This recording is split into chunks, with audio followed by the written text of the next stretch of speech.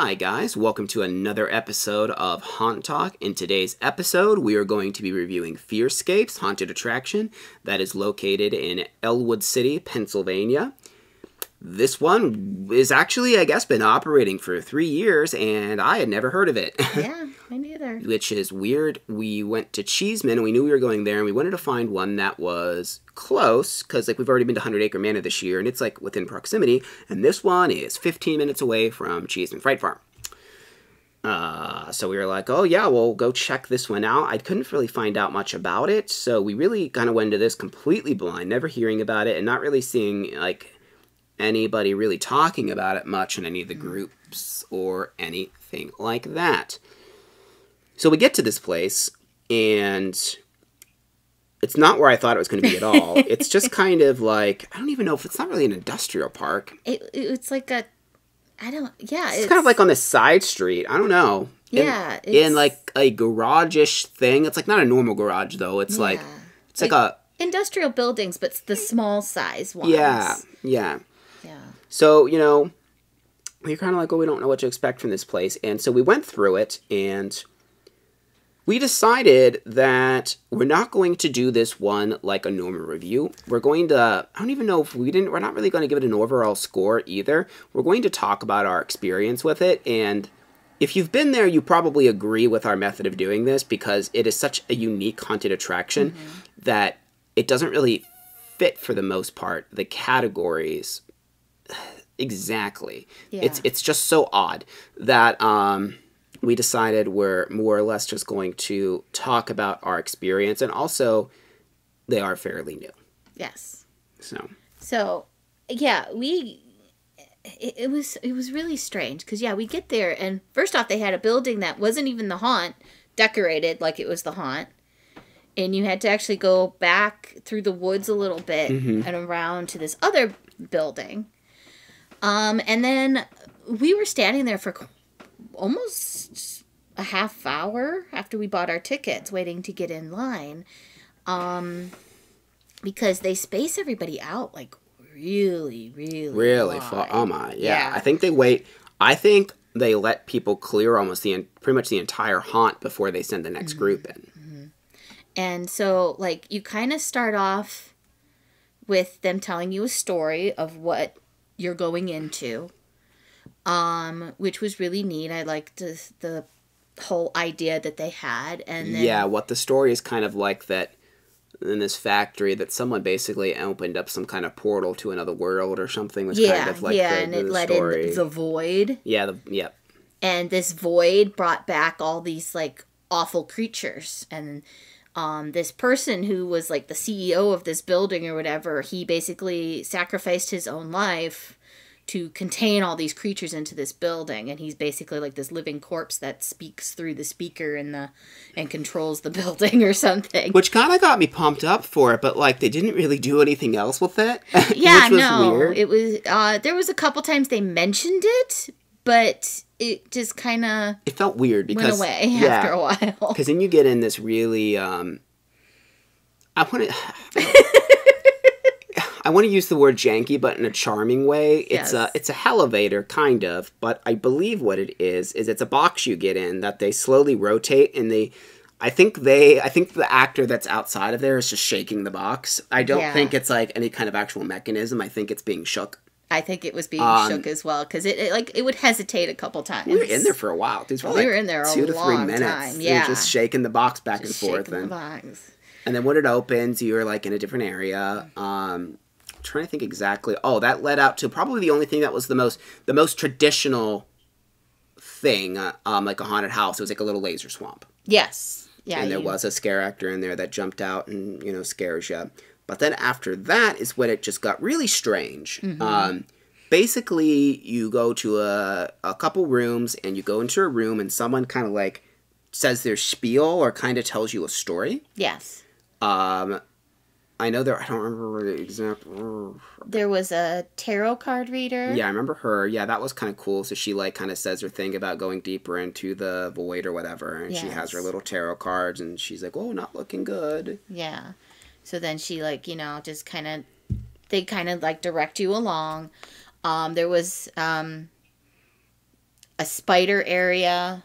Like a big spider. Oh, yeah. The spider was cool. Yeah. Yeah, Nothing really happened in that area, but there was a woman, like, saying, like, you should have turned back. And then right after that is when the tarot card lady is there. Yeah. And then she tells you her spiel, and the spider lady comes into the room, and she's like, I told you should have turned back.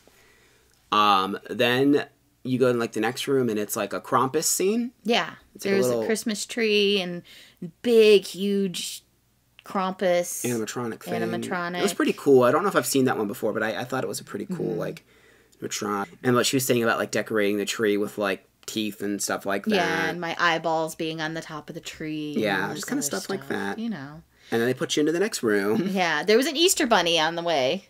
After the next, once you left that room, the Easter bunny. There was like a little Easter bunny hiding in the corner as you're walking down this little hallway, and I'm just like, I don't even remember what they were saying, but they were saying, because you were talking to them, but I don't remember what they were saying. I couldn't hear them. Yeah, I don't remember either, but she just kind of like was following me.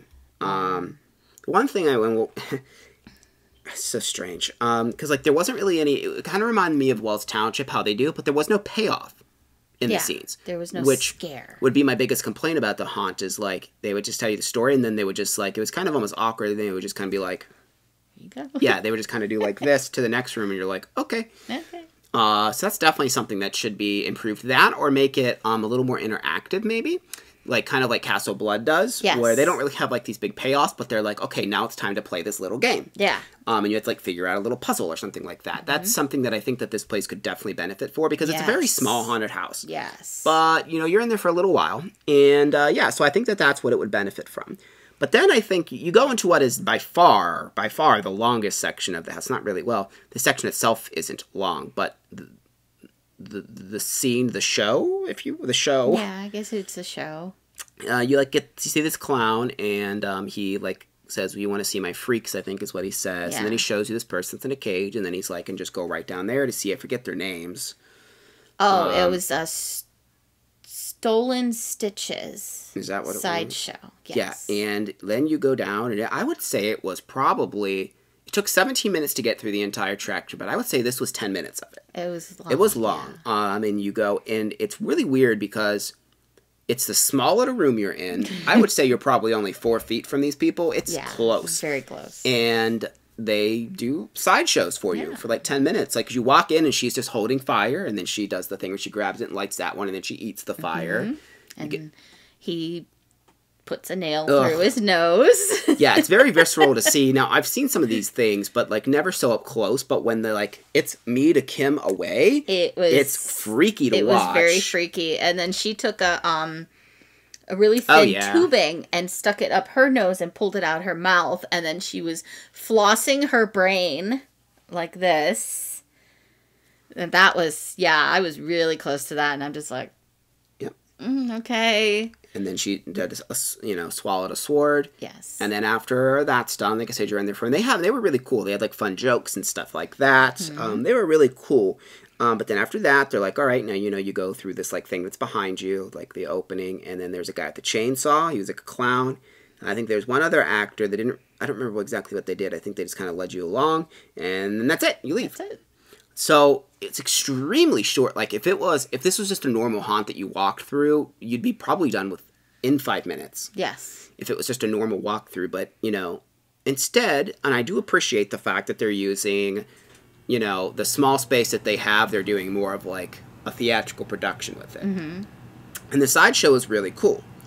I've never seen anything like that at a haunt before, and that's one of the reasons we decided not to like rate it like a normal haunt, because it's really more of a show. Yes. It's kind of like a walking show. Like I said, there's that one section, like the laser swamp, and then there's another hallway where the bunny follows you that actually feels like a haunt. Yeah. But the rest of it does feel kind of almost like, it kind of reminded me, this is silly, but kind of like how Poseidon's Adventure works at Universal, where it's this big show, but you walk from room to room and you just watch different things. Yeah. It's like a real scaled back version of that. Yes. It's is the thing I can only compare it to, or if you take Wells Township and then just don't do the scare at the end. Yeah.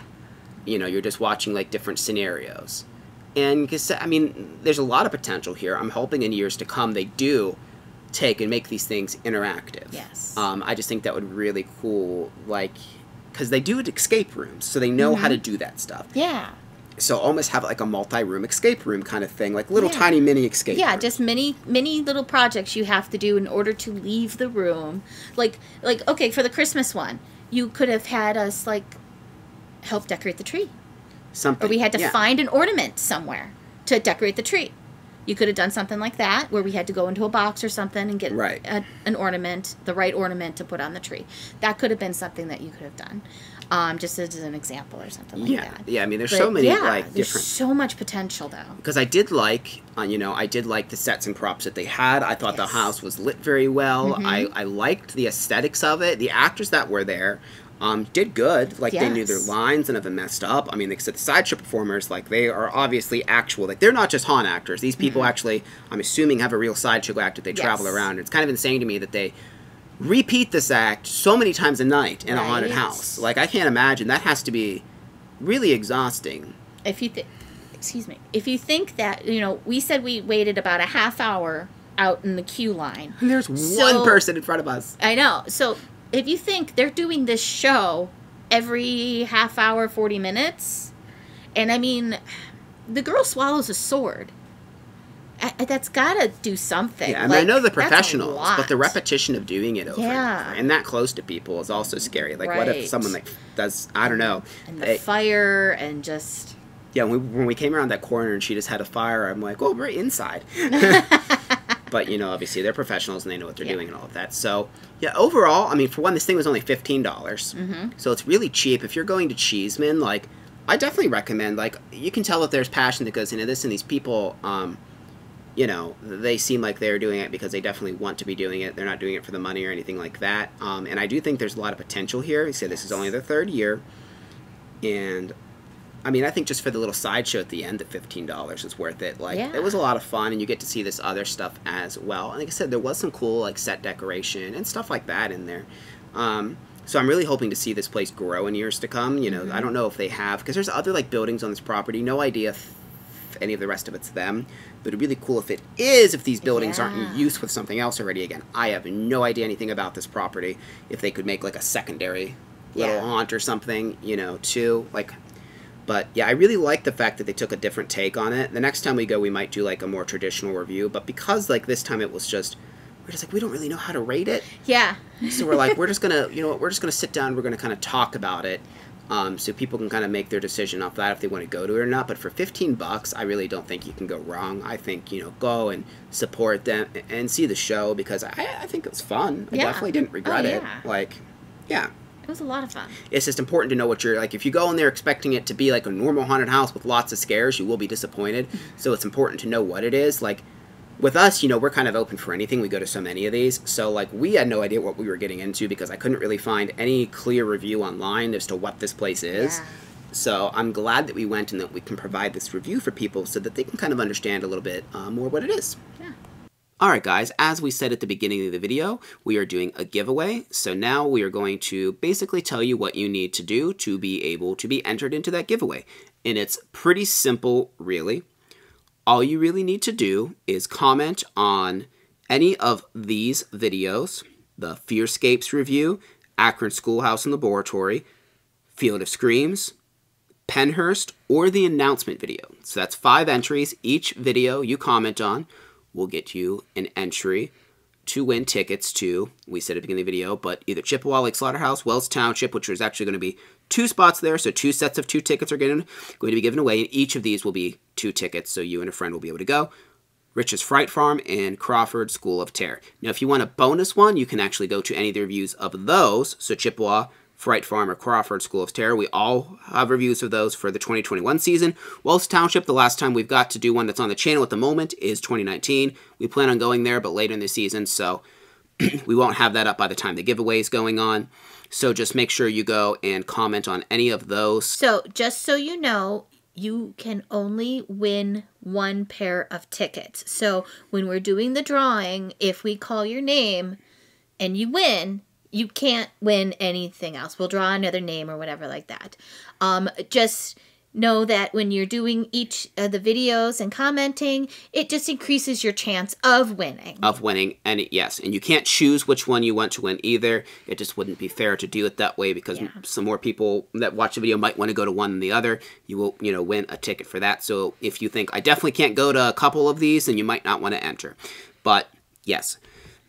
And to find out if you won, we're going to be doing a video. It's going to be premiering. It's going to be an actual premiere, so you'll be able to watch it live. It won't be live like us live, but the video itself will be premiering in real time, kind of like a cable show. 5 o'clock on Monday, the 25th is when that's going to air. So make sure you keep track of that. If for some reason you can't watch it, don't worry. We're going to post it on our social media, and the video is going to still be online. We'll also try and message you directly. If for some reason you don't respond within 24 hours, we will then pick somebody else and then message them.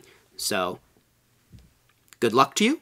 Make sure the more of these videos you go and like and comment on, the more chance you have. And of course, you have to be subscribed as well. So good luck at winning. But that being said, thank you very much for watching. Follow us on social media and all of that stuff. There's links in the description. We also have a Patreon. That description's there as well. Because again, these things are expensive to go to all the time, so being a patron really helps us out. Also, let us know what you'd like to see us do in the off-season, because we can't make haunted house reviews all the times. We do have a podcast called Creeps, Creatures, and Haunts. Oh my. Where we talk about spooky stuff. And there's tons of, like 30-some episodes of that out right now, and there's not going to be any new ones until after haunt season, but there will be new ones coming out at the end of this year into 2022. Also, let us know any haunts you want to see us go to. And, of course, like, subscribe, and make sure you click the notification bell so you don't miss any of our future upcoming videos. Thank you very much for watching, and we'll see you in the next. Bye.